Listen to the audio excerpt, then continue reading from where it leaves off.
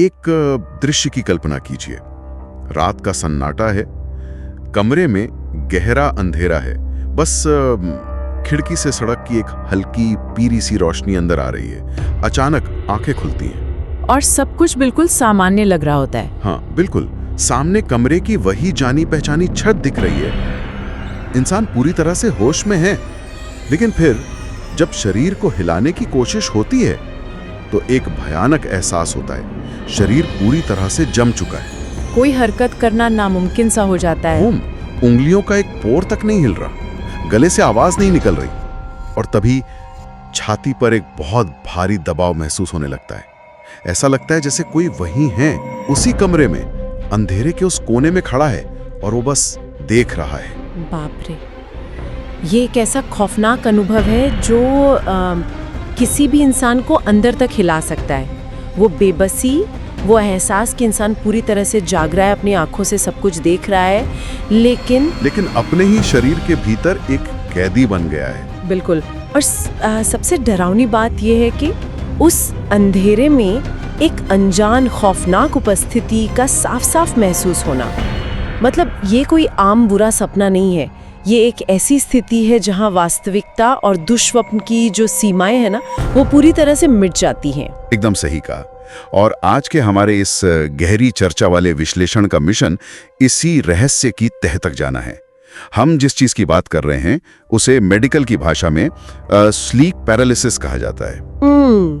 लेकिन इसके लिए एक बहुत ही सटीक और प्राचीन जापानी शब्द है, कानाशिबारी, जिसका मतलब है धातु की जंजीरों में बंधा हुआ महसूस करना। आज हम अपने स्रोतों, रिसर्च पेपर्स और कुछ बेहद खौफनाक व्यक्तिगत डायरियों के पन्नों को एक साथ रखकर इस पहेली को सुलझाएंगे। ये बहुत ही दिलचस्प होने वाला है। हाँ, हम विज्ञान और उन प्राचीन डरावनी कहानियों के बीच मौजूद उस अंधेरी खाई का विश्लेषण करेंगे जहां ये दोनों आपस में टकराते हैं। ठीक है, आइए इसे खोलकर देखते हैं। इस डरावने अनुभव के पीछे की असली सच्चाई आखिर है क्या? क्या ये सिर्फ हमारे दिमाग का कोई साधारण खेल है या मामला इससे कहीं ज्यादा गहरा है? अगर हम इसे पूरी तरह से विज्ञान और न्यूरोलॉजी के चश्मे से देखें तो शुरुआत में बहुत सीधा लगता है। विज्ञान इसे रैपिड आई मूवमेंट यानी REM स्लीप का एक न्यूरोलॉजिकल ग्लिच या तकनीकी खराबी मानता है। तकनीकी खराबी मतलब हमारा दिमाग ही गड़बड़ कर रहा है? हाँ, देखिए, जब कोई इंसान सोता है और गहरी नींद में सपने देख रहा होता है तो उसका दिमाग शरीर को एक तरह से लकवाग्रस्त कर देता है। इसे विज्ञान की भाषा में REM एटोनिया कहते हैं। तो मतलब दिमाग जानबूझकर शरीर को पैरालाइज कर रहा है? बिल्कुल, ये विकासवाद या एवोल्यूशन द्वारा बनाया गया एक सुरक्षा तंत्र है। सोचिए ना, अगर कोई इंसान सपने में दौड़ रहा है या किसी से लड़ रहा है, ओहो, और उसका शरीर सच में बिस्तर पर हाथ पैर मारने लगे, हाँ, तो वो खुद को या अपने आसपास सो रहे किसी भी व्यक्ति को गंभीर चोट पहुंचा सकता है। इसलिए दिमाग गैबा और ग्लाइसिन नाम के न्यूरोट्रांसमीटर्स का इस्तेमाल करके रीढ़ की हड्डी के पास एक केमिकल हैंड ब्रेक खींच देता है। हैंड ब्रेक, ये सही शब्द है। हाँ, और मांसपेशियां पूरी तरह से रिलैक्स हो जाती हैं। कानाशवारी के मामले में होता यह है कि किसी कारणवश दिमाग तो नींद से जाग जाता है, चेतना पूरी तरह वापस आ जाती है, इंसान की आंखें खुल जाती हैं। लेकिन शरीर को लकवाग्रस्त रखने वाला वो केमिकल हैंड ब्रेक अभी भी ऑन रहता है। स्नायु तंत्र को यह संदेश ही नहीं मिलता कि इंसान जाग चुका है। यहाँ जो बात सबसे दिलचस्प है वो ये है कि विज्ञान इसे एक हानिरहित शारीरिक घटना मानता है। ये तो ऐसा है जैसे किसी कंप्यूटर का मॉनिटर तो चालू हो गया है, स्क्रीन पर सब बिल्कुल साफ दिख रहा है, लेकिन कीबोर्ड और माउस ने काम करना बंद कर दिया है। एकदम सटीक तुलना है। इंसान कमांड देना चाहता है, चीखना चाहता है, पर सिस्टम कोई प्रतिक्रिया नहीं दे रहा। मतलब हमारा दिमाग हमें बचाने के लिए एक इतना तगड़ा सिक्योरिटी सिस्टम लगाता है, लेकिन खुद ही उसका पासवर्ड भूल जाता है। ये तो शरीर के साथ एक बहुत ही क्रूर मजाक हुआ। और ये मजाक सिर्फ लकवाग्रस्त होने तक सीमित नहीं है। लोग जो छाती पर एक भारी वजन महसूस करते हैं ना, जिसे अक्सर किसी भूत या साए के बैठने के रूप में देखा जाता है, उसका भी एक बहुत ठोस जैविक कारण है। अच्छा, वो कैसे? जब हम REM स्लीप में होते हैं तो हमारी सांसें बहुत उथली होती हैं और केवल डायफ्राम के सहारे चलती हैं। हमारी छाती की जो मांसपेशियां हैं, जिन्हें इंटरकोस्टल मसल्स कहते हैं, वे भी उस समय लकवाग्रस्त होती हैं। अब सोचिए, इंसान जाग गया है, वो पैनिक कर रहा है, उसका दिमाग उसे गहरी सांस लेने का आदेश दे रहा है, लेकिन छाती की मांसपेशियां काम नहीं कर रही हैं। तो दिमाग इस सांस न ले पाने की बेबसी को एक वजन समझ लेता है। बिल्कुल।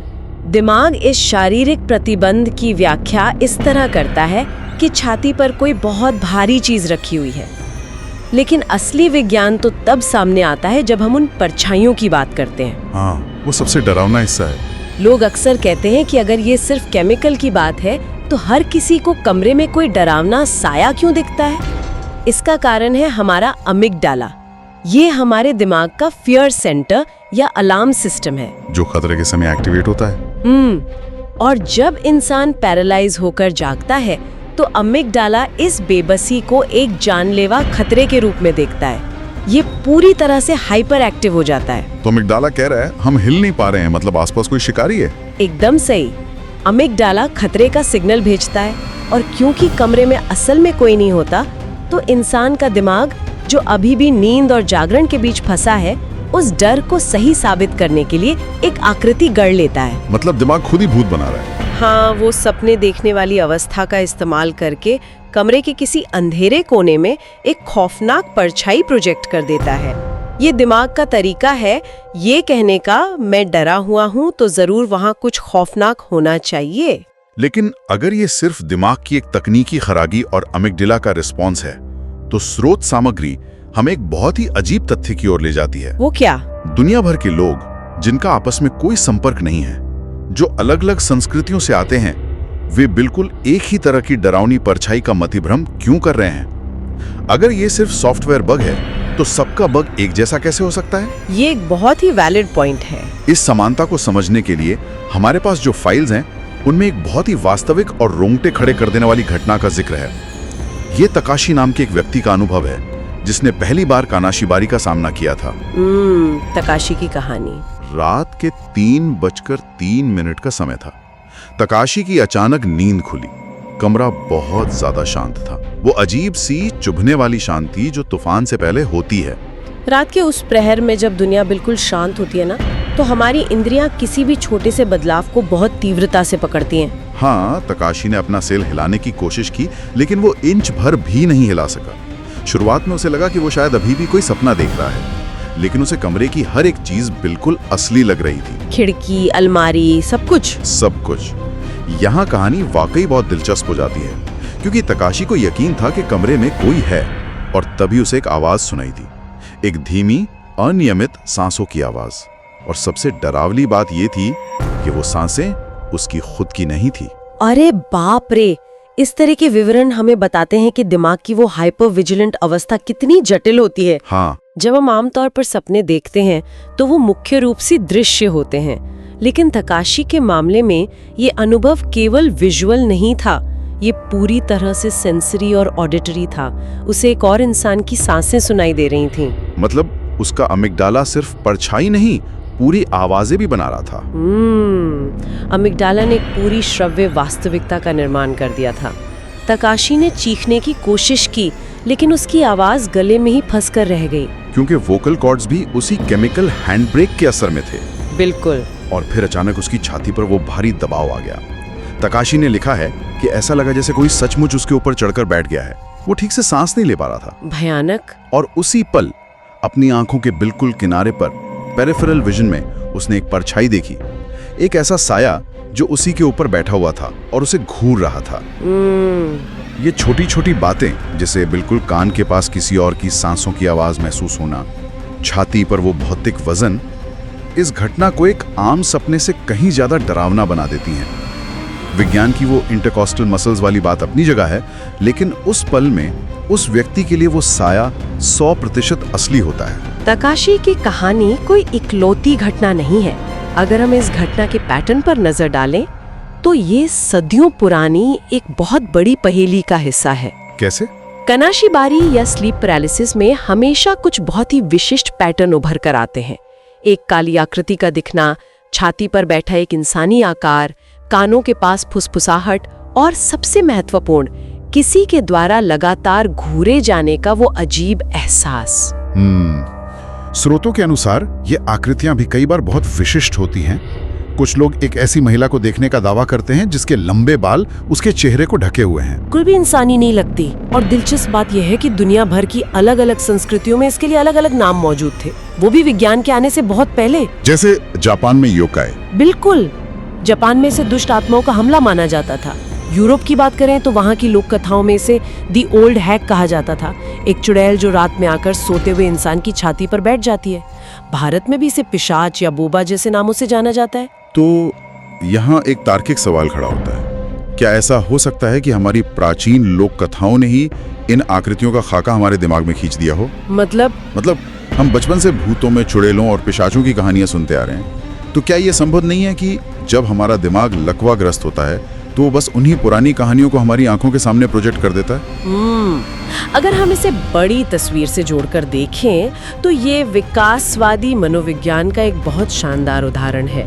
सच तो ये है कि डर पहले आया और कहानियां बाद में। अच्छा, डर पहले आया? हाँ, जरा सोचिए, हमारे पूर्वजों के बारे में जो गुफाओं में सोते थे, उनके लिए रात के अंधेरे में लकवाग्रस्त होकर जागना और आसपास किसी शिकारी जानवर के होने का एहसास करना एक वास्तविक खतरा था। ये तो है। मानव मस्तिष्क ने लाखों सालों में उस खतरे की प्रतिक्रिया को हमारे डीएनए में फीड कर दिया है। तो जब आज का आधुनिक इंसान अपने बेडरूम में स्लीप पैरालिसिस का शिकार होता है तो उसका दिमाग उसी आदिम डर को ट्रिगर करता है और अमिगडाला उसी आदिम डर को एक परछाई का रूप दे देता है। बिल्कुल। और बाद में लोगों ने इन अनुभवों को समझने के लिए अपनी अपनी संस्कृति के हिसाब से इन्हें योकाई, चुड़ैल या पिशाच का नाम दे दिया। लोक कथाएं केवल उस खौफ को एक नाम देने की कोशिश कर रही थीं। ये बात सच में बहुत गहरी है, लेकिन हमारी स्रोत सामग्री में कुछ ऐसे मामले भी दर्ज हैं जो इस पूरी वैज्ञानिक चर्चा को एक अलग ही डरावने स्तर पर ले जाते हैं। वो ओसाका वाली महिला की कहानी। हाँ, ओसाका की उस महिला की कहानी सच में दिल दहला देने वाली है। उसे कई महीनों से कानाशिवारी का अनुभव हो रहा था। उसे आदत सी हो गई थी कि परछाई दिखेगी और कुछ मिनटों में चली जाएगी। वो जानती थी कि ये सिर्फ एक मतिभ्रम है। लेकिन एक रात कुछ ऐसा हुआ जिसने सारे समीकरण बदल दिए। जब वो महिला लकवाग्रस्त हालत में जागी तो छाती पर वजन वही था, परछाई वही थी, लेकिन इस बार कमरा पूरी तरह शांत नहीं था। उसे अपने कान के बिल्कुल पास एक भयानक फुसफुसाहट सुनाई दी। उस आवाज ने जापानी में कहा, तुमने मुझे देख लिया। बाप रे, ये वो बिंदु है जहाँ परछाई सिर्फ एक मूक दर्शक नहीं रह जाती। बिल्कुल। स्रोत में बताया गया है कि ये सुनते ही उस महिला का शरीर ठंडा पड़ गया, क्योंकि अब तक ये सिर्फ एक परछाई थी, लेकिन अब उस परछाई में चेतना थी, वो संवाद कर रही थी। और वो आवाज और करीब आई थी ना? हाँ, वो आवाज फिर से उसके करीब आई और फुसफुसाई, तुम्हें मुझे नहीं देखना चाहिए था। ये ऑडिटरी हेल्यूसिनेशन का एक चरम स्तर है, जब दिमाग केवल एक चित्र नहीं बनाता बल्कि एक पूरी कहानी बुनने लगता है। लेकिन इन मामलों में एक और अजीब पैटर्न है जिसे बार बार आने वाला मेहमान कह सकते हैं। बार बार आने वाला मेहमान? हाँ, कुछ लोगों के लिए ये अनुभव एक ही रात में खत्म नहीं होता, ये एक श्रृंखला बन जाता है। पहली रात वो परछाई कमरे के किसी दूर कोने में खड़ी दिखती है। कुछ रातों बाद जब दोबारा कनाशीबारी होता है तो वो परछाई वहीं से शुरू करती है, लेकिन बिस्तर के थोड़ा और करीब आ जाती है। और फिर एक रात वो बिल्कुल चेहरे के करीब आकर झुक जाती है। तो इस सब का मतलब क्या है? एक सेकंड, अगर ये सिर्फ दिमाग का ही खेल है तो ये साया हर रात एक कदम आगे क्यों बढ़ रहा है? यही तो। एक सॉफ्टवेयर ग्लिच तो कोई याददाश्त नहीं रखता ना? ये सुनकर तो ऐसा लगता है जैसे कोई शिकारी अपने शिकार के साथ खेल रहा है, जो धीरे धीरे करीब आता है और सीमाओं को परखता है। ये एक अहम सवाल खड़ा करता है कि दिमाग का एक साधारण ग्लिच समय के साथ एक विकसित और लगातार आगे बढ़ने वाली कहानी का रूप कैसे ले सकता है। हाँ, वही तो। एक कंप्यूटर का एरर हर बार एक ही तरह का कोड दिखाता है, लेकिन यहाँ मतिभ्रम एक याददाश्त बना रहा है। इसे समझने के लिए हमें न्यूरोप्लास्टिसिटी को देखना होगा। दिमाग को जब किसी खौफनाक चीज का अनुभव होता है तो वो उस आघात को याद रखता है। अगली बार जब पैरालिसिस होता है तो दिमाग शून्य से शुरुआत नहीं करता, वो पुरानी याद को उठाता है और उस डर को एक कदम और आगे बढ़ा देता है। दिमाग खुद अपने ही डर को किश्तों में परोस रहा है। दिमाग खुद अपने खिलाफ ही साजिश रच रहा है, और यही बात इस चर्चा को सबसे डरावने मोड़ पर ले आती है। इस लगातार बढ़ते हुए खतरे का अंतिम परिणाम क्या होता है? जब वो मेहमान बिल्कुल चेहरे के पास आ जाता है तो उसके बाद क्या? स्रोत सामग्री हमें उन दुर्लभ लेकिन बेहद खौफनाक मामलों की ओर ले जाती है जिसे द फाइनल एनकाउंटर कहा गया है। The final encounter? हाँ, मेडिकल जर्नल्स और डायरियों में दर्ज है कि लगातार कई रातों के खौफनाक अनुभवों के बाद एक आखिरी घटना होती है और फिर सब कुछ अचानक रुक जाता है। कोई और शिकायत नहीं आती। बिल्कुल, वो इंसान दोबारा कभी स्लीप पैरालिसिस की रिपोर्ट नहीं करता। पहली बार सुनने में लगेगा कि चलिए अच्छी बात है, इंसान ने अपने डर पर काबू पा लिया, लेकिन स्रोतों का गहराई से अध्ययन करने पर असलियत कुछ और ही नजर आती है। लोग डरना बंद कर देते हैं क्योंकि वे उस चीज को स्वीकार कर लेते हैं। वे लड़ना छोड़ देते हैं और सबसे डरावनी बात यह है कि वे अपनी डायरियों में बताते हैं कि जो भी चीज उनके कमरे में थी वो वहां से कभी वापस गई ही नहीं। बाप रे। मानव विज्ञान की भाषा में ये स्वीकार कर लेना एक बहुत गहरी अवस्था होती है। जब इंसान का दिमाग डरते डरते थक जाता है तो बचने का एकमात्र तरीका उस डर को अपनी वास्तविकता का हिस्सा मान लेना होता है। एक तरह का साइकोलॉजिकल सरेंडर। लेकिन काना शिवारी के संदर्भ में ये मनोवैज्ञानिक से ज्यादा एक अस्तित्वगत खतरा लगता है। हमारी स्रोत सामग्री इस पर एक बहुत ही खौफनाक चेतावनी देती है। वो क्या? रात में गहरी नींद और किसी और चीज के बीच एक बहुत पतली लकीर होती है। अगर कभी रात में लकवाग्रस्त हालत में आंख खुले तो घबराना नहीं चाहिए, आंखें बंद रखनी चाहिए और सबसे जरूरी बात, कमरे के अंधेरे कोनों में ज्यादा इधर उधर देखने की कोशिश बिल्कुल नहीं करनी चाहिए।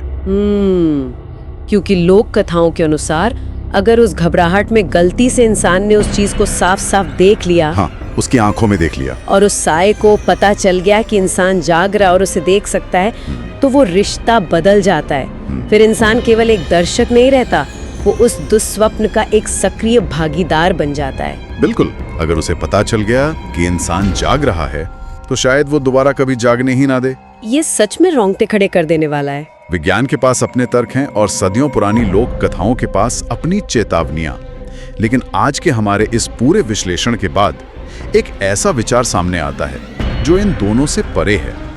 जरा सोचिए, अगर वो साया कभी कमरे से गया ही नहीं और इंसान ने उसे पूरी तरह से स्वीकार कर लिया, तो अगली सुबह जो इंसान उस बिस्तर से उठकर अपनी सामान्य जिंदगी में लौटता है, क्या वो सच में पूरी तरह से वही इंसान होता है जो वो एक रात पहले था?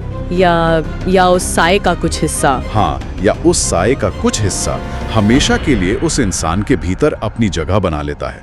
इस खौफनाक सवाल के साथ हम आपको सोचने के लिए छोड़ते हैं। अगली बार जब रात को अचानक नींद खुले तो बस आंखें बंद ही रखिएगा।